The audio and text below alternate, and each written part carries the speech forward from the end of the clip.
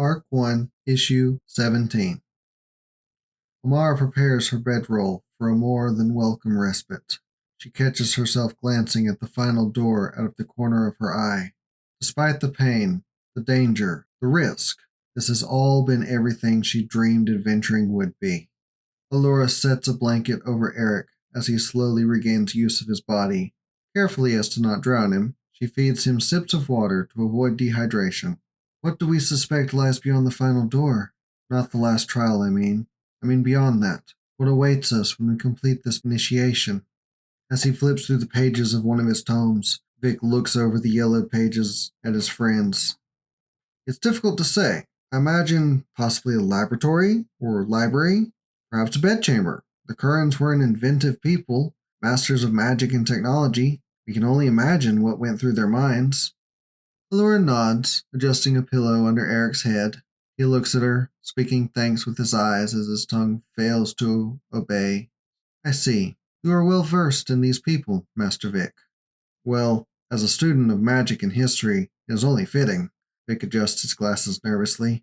Do your people teach of Kerr, Madame Allura? I know they were a human empire, but surviving texts speak of alliances with the dwarves of Stoneheart and elves of Greenwood. I'm curious what they teach you about this part of history.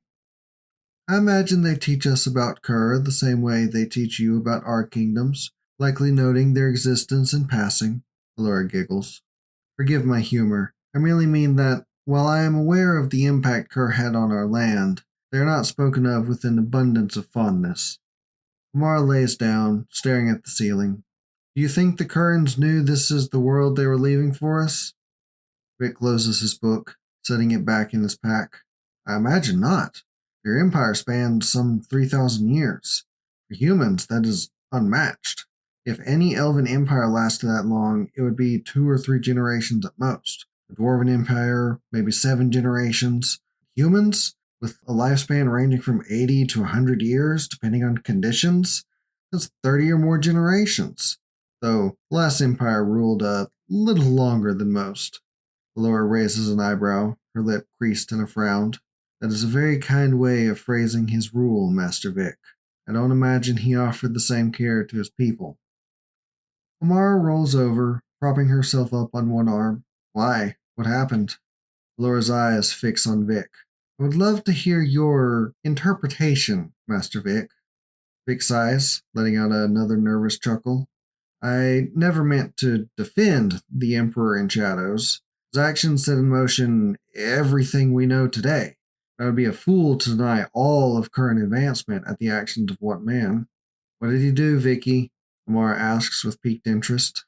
Moore's Kerr caused all of the Kerr Empire to collapse, and he took a large portion of the population with him. From what we know, he grew mad in his old age and sought means to live beyond his years. Famine struck Aegea during his reign, and some untold millions of lives were lost. And that was before the Second Rift. As far as myths go, of course. Laura sneers. You believe him to be a myth? Vic raises his hands defensively. No, not at all. I believe a lot of knowledge fell with Kerr, and we may never know entirely what happened. Amara chuckles, rolling back over. Sounds like a king for sure. We should rest before continuing. Allura sips her water, nodding. I concur. Vic laughs, slightly louder than he intended. You find something about my agreement amusing, Master Vic? Allura says curtly. You said concur, which is amusing considering your disdain for all of Kerr. The word comes from Old Curran, meaning with Kerr, or to side with Kerr. It was a phrase coined by councilmen to mean they agree with the ruling Kerr, usually to avoid beheading. Vic, Amara says, hiding her smile. Yes, Amara? No one likes to know it all. Sleep. Laura and Vic retire for the time being as Eric regains his motor control. Eventually, our heroes find sleep with a rather tiring day of adventuring. Still one door remains, a gear as their only clue.